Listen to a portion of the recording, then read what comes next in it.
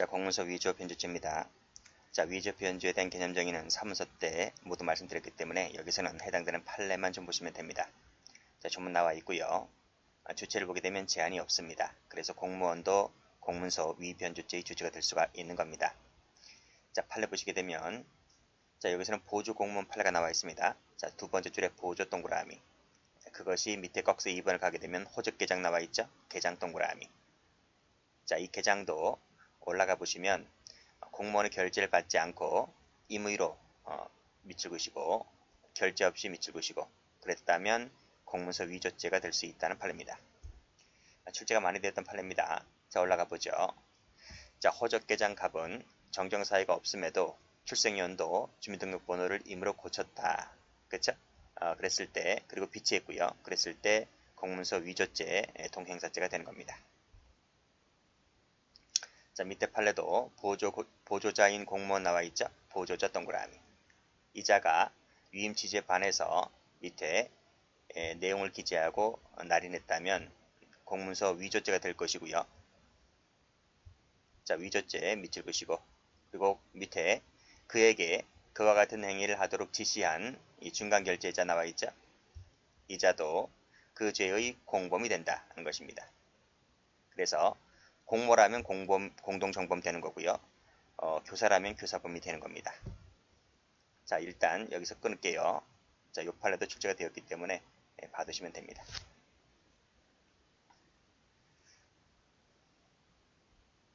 자, 밑에 이제 행위를 봅니다. 자, 위조 변조 나와 있고요. 자, 판례 보시게 되면 핵심 키워드만 잘 찾아내시면 됩니다. 자, 꺽쇠 1번을 이렇게 보게 되면 작성 권한을 가진 공무원이 권한 나와 있네요. 권한 세모 쳐볼게요. 자, 권한을 가진 자는 뭐를 못한다? 자, 위조를 못하고요. 변조를 못하고요. 자격모형을 못합니다. 할 수 있는 것은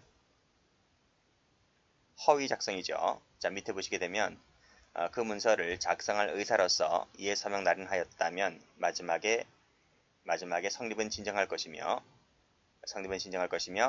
하등 작성 명의를 모용했다라고 볼 수는 없는 것이다. 그래서 뭐가 안 된다고요? 위조 변조 적용모형이 되지 않는다고요. 자, 그래서 꺽쇠 2번을 가보게 되면 자, 공무원 아닌 자가 했네요. 자, 그 내용이 허위인 정을 모르는 담당 공무원으로부터 그랬습니다. 담당 공무원 세무 쳐볼게요. 이 사람이 누굽니까? 올라가 보시면 작성 권한을 가진 자이죠.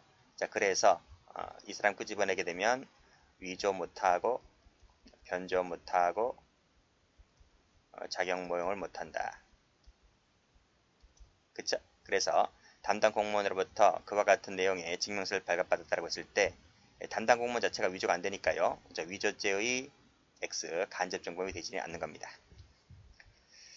자, 원래는 이 2번이 무지 많이 나왔죠. 이 2번 판례는 이 간접정범이 나와 있기 때문에 총론 시간에 간접정범 파트에서도 무수히 많이 나왔지만 이 강론에서는 1번도 나옵니다. 그래서 1번도 좀 같이 봐두시면 돼요. 2번은 워낙 중요하고요. 자, 됐고 그 다음에 밑에 판례 보죠. 자, 공문서 변조죄는 자, 변조가 되는지 안 되는지는 항상 행위 작성 당시를 놓고 판단하죠. 그래서 밑에 보시게 되면 변경을 가하여 새로운 증명력을 작출했다면 여기서 기수가 됩니다. 그쵸? 변경을 가하여 새로운 증명을 작출했다면 여기서 기수가 된다. 따라서 나중에 사후에 동의를 받았다든지 추인을 받았다든지 하더라도 이미 기수가 됐기 때문에 빠꾸 후지는 없습니다. 그래서 이미 성립한 범죄에는 영향이 없다. 여전히 기수다 이런 말입니다. 여기서 사후동의란 말 나오는데 사후동의와 추인은 같은 말입니다. 이렇게 정의하시면 되고요. 이퀄 이렇게 하시고 자, 그 사례가 밑에 2번 나와 있는 겁니다. 자, 쭉 읽어보시고요. 자, 피고인이 진정하게 성립된 평정서를 작성권자의 동의 없이 수정하도록 지시하였고 을이 그 지시에 따라서 진정 성립된 근무평정서를 수정했다면 여기서 진정 성립이죠. 진정 성립된 근무 평정서를 수정했다면 수정 동그라미. 이때 equal 기수가 됩니다. 여기 나와 있죠. 곧바로 기수가 변조제 기수가 됩니다. 그 다음 가로 열고 위 피고인이 을에게 작성 명의자들로부터 수정한 부분에 도장을 받아 놓으라고 지시하였다. 수정한 부분에 도장을 받아 놓으라고 지시하였다. 가로 닫고 이게 뭐죠? 이게 바로 올라가 보시면 사후동의입니다. 사후동의. 그렇죠? 사후동의를 받아 놓으라고 했다 할지라도 이것은 사후적인 생략에 불과하기 때문에 기수에는 영향이 없다. 그런 얘기죠. 자, 됐나요? 같이 봐두시면 됩니다. 다음 페이지 가볼게요. 자, OX 파일 가볼게요. 자, 타인 주민증에 붙어있는 사진을 떼어내고 그 자리에 자기 사진을 갖다 붙였죠. 사진 동그라미. 사진을 떼어내고 사진을 갖다 붙였다. 무슨 말이죠? 동일성을 상실시킨 것이죠. 여기 나와 있네요. 중요 부분 오늘 상실시킨, 변경시킨 것이기 때문에 그래서 위조죄가 됩니다. 변조죄가 아니고 위조죄입니다. 변조하면 틀리다 했어요. 자, 밑에도 보시게 되면 사진 떼어다 붙였죠? 라고 했을 때 위조가 됩니다. 자, 다음 유효기간이 경과했죠? 경과했습니다. 경과 동그라미 쳐볼게요. 자, 권한이 없는 자가 그 유효기간과 작성일자를 정정했죠. 정정했습니다. 그러면 무에서 유로 바꾼 게죠. 사람으로 치면 죽은 것을 산 것으로 치게 한 것이기 때문에 동일성을 상실시켰다는 것이죠. 그래서 위조죄가 됩니다. 자, 다음. 자, 군청 직원의 도축장 검사원에게 이 도축장 검사원에게는 반출증 작성 권한이 위임되어 있지 않다는 겁니다. 권한이 없다는 거예요. 권한이 없기 때문에 이 도축장 검사원은 권한 없는 자가 되는 겁니다. 따라서 그 검사원이 도축 신청과 실수요자 확인증 제출이 없음에도 허위 반출증을 작성하였다면 위조가 됩니다. 자, 여기서 허위 공문서 작성죄 아닙니다. 자, CF 하시고 허위 공문서 작성죄가 되려면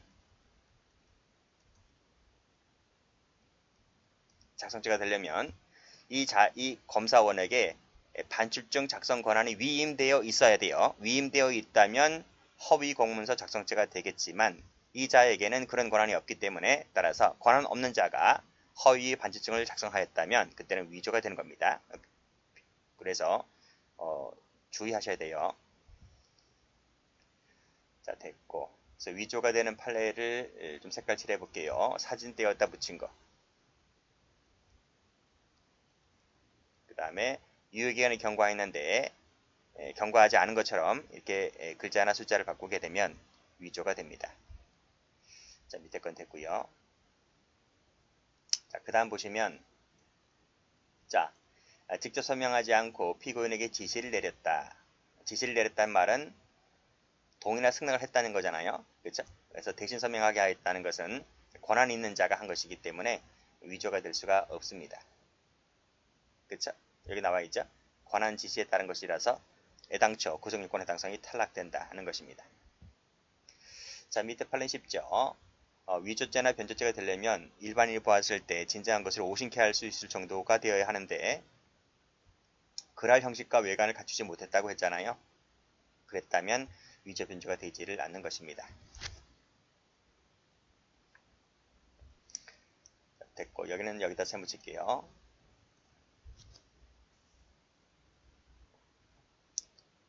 자, 변조 판례 봅니다. 자, 가철했다. 변조죠. 추가 기재했다. 변조입니다. 여기도 권한이 없어진 다음에 그 기재 내용을 변경했죠. 글자를 바꿨다는 거예요. 전부 다 권한 없는 자입니다. 그렇죠? 자, 그 다음도 보시면 여기 권한 없는 자 나와 있고요. 진정 성립 나와 있고요. 중복되게 하였다면 빨간색으로 변조가 됩니다. 자, 다음 공무원이 작성한 것과 개인이 작성한 것이 한 개의 문서에 포함되어 있다. 즉, 한 개의 문서에 공무원 작성 플러스 개인 작성이 다 있는 겁니다. 그렇죠? 그랬을 때 뭐를 바꿨나요? 요 개인 작성을 바꾼 거예요. 바꿨을 때 변조가 됩니다. 그쵸? 즉, 두 개 중에 하나를 바꿨다는 거죠. 진정 성립된 문서에 두 개 중에 하나를 바꾼 것은 변조입니다. 동일성이 유지가 되기 때문에요.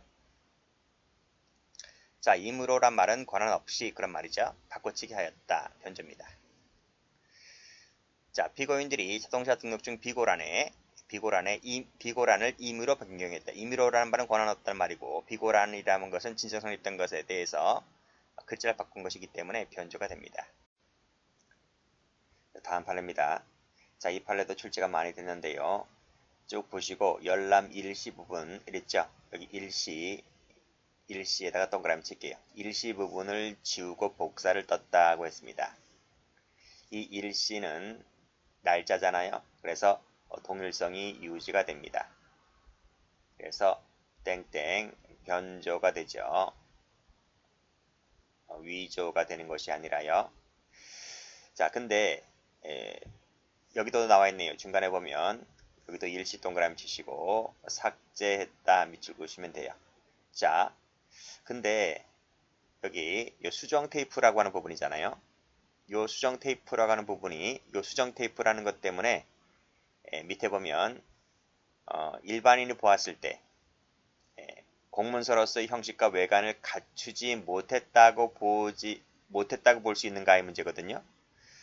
근데 판례는 여기서 이 수정 테이프로 지우고 복사된 부분이 일반인이 봤을 때 공문서로서의 형식과 외관을 갖췄다고 보는 거예요. 그래서 이 부분을 주의하셔야 돼요. 갖췄다. 다음 페이지 한번 가보면 여기를 보면 풀칠했다. 볼펜을 사용했다고 하는 것은 조잡한 거잖아요. 조잡하다는 거죠. 그래서 이건 누가 봐더라도 공문서로서의 형식과 외관을 갖추지 못했다고 보기 때문에 객체 탈락이라서 변조가 되지 않는다고 보지만 이 판례는 수정 테이프라는 부분이잖아요. 근데도 공문서로서의 형식과 외관을 갖췄다고 보는 겁니다. 그래서 주의하셔야 돼요. 판례는 공문서 변조죄가 된다고 봤다. 그래서 이 판례 별표 치시고 일시 부분입니다. 일시는 뭐다? 동일성 유지가 되는 부분이기 때문에 위조가 되는 것이 아니라 변조다. 자, 그리고 이 판례도 출제가 됐는데요. 자, 보조공무원이죠. 이미 결제를 받아 완성됐다고 하는 부분이라서 이거는 진정성립이죠. 진정하게 성립된 겁니다. 자, 적법 절차를 밟지 않고 내용을 바꿨다는 부분입니다. 그래서 적법 절차를 밟지 않았다는 것은 관한 없이 그런 말이죠. 자, 내용을 변경했다고 하는 부분인데 진정 성립이라서 위조는 되지 않습니다. 그래서 변조가 될 뿐이다. 이런 판례죠. 자, 되지 않는 거 볼게요. 자, 파란색으로 허위 작성된 공문이 있기 때문에 진정 성립이 아니죠. 그래서 변조죄의 객체가 처음부터 되지를 않는 겁니다.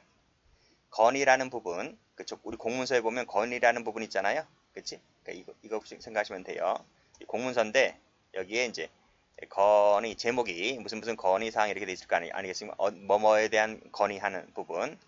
그리고 쭉 내용이 1번부터 나와 있을 것이고 2번 나와 있을 것이고 3번 나와 있을 것이고 하는 부분입니다. 이 건의라는 부분을 가리고 1번만을 복사했다는 것입니다. 라고 했을 때 변조죄가 되지를 않는다. 라고 봤고, 자, 그 다음도 보시면 점선을 그었다는 거죠. 임의로 그음 전선은 여기 임의로 그음 전선은 도형에 불과하다는 겁니다. 어떤 의미 내용을 갖지 않기 때문에. 그래서 이와 같이 점선을 그은 것은 점선을 그어버렸다. 라고 하는 것은 선계죄로 볼 수가 있는 것이지 공도와 변조죄까지는 되지 않는다고 봤습니다. 자, 4번은 우리 맨 앞에서 봤죠. 자, 인감증명서 나왔네요. 사용 용도란 나왔죠. 이것은 사문서라 그랬습니다. 인감은 공문서고요. 복합문서라고 했잖아요. 이 기재를 고쳐 쓴 부분은 공문서 변조죄가 되지를 않는다. 왜? 이 부분은 사문서이기 때문에. 여기는 공문서고요.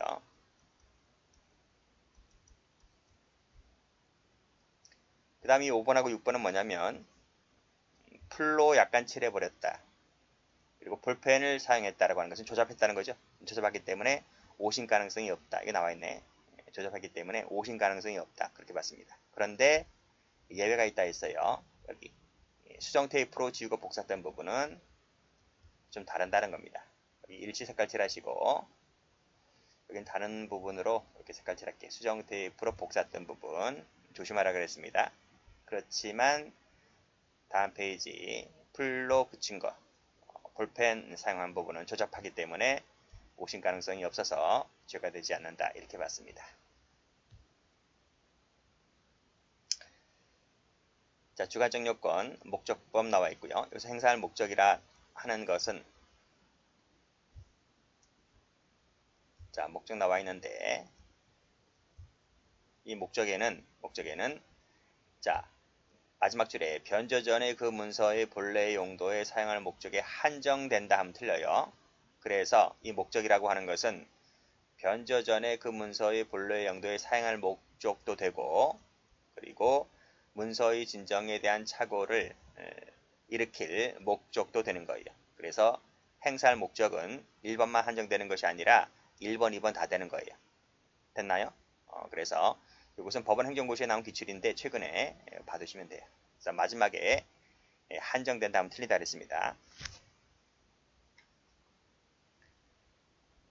자, 작용모형을 가봅니다. 설명 다 드렸고 개념적인 다 설명드렸습니다. 자, 그리고 나와있죠. 여기 작용모형에 따른 사문서 작성체와 똑같다. 다만 자격뿐만 아니라 이 명의까지 모용하게 되면 위조가 된다라는 것도 말씀드렸습니다. 이 읽어보시고요. 자, 중요한 판례 나오네요. 자, 갑은 17시경 같은 날짜로 1구청장에서 2구청장으로 전보가 되었다는 내용의 인사 발령을 전화로 통보받았다는 겁니다. 통보받으면 이때부터 즉시 효력을 발생합니다. 즉시 효력을 발생한다. 이거를 뭐라 하냐면 민법에서 도달주의라 그래요. 도달주의. 이게 원칙입니다. 민법에서는. 그래서 통보받는 순간 이 전보 이 인사 발령이 바로 통보받았다는 것은 바로 도달했다는 얘기잖아요. 그 즉시 효력 발생하는 거예요. 자, 그리고 나서 1구청장 권한에 속하는 건축허가에 대한 기한용지 결재란을 설명하였다. 다시 한번 전화로 통보받았단 말은 즉시 효력 발생했다고 했잖아요. 따라서 이 사람은 1구청장에서 2구청장으로 바뀌었기 때문에 지금부터는 이제 2구청장이 되는 거야. 1구청장은 지금부터는 아닌 거예요. 아닌 거고 제2구청장이 지금부터 되는 거예요. 됐어요? 자, 됐습니다. 자, 그런 전제하에서 요 판례 봅니다.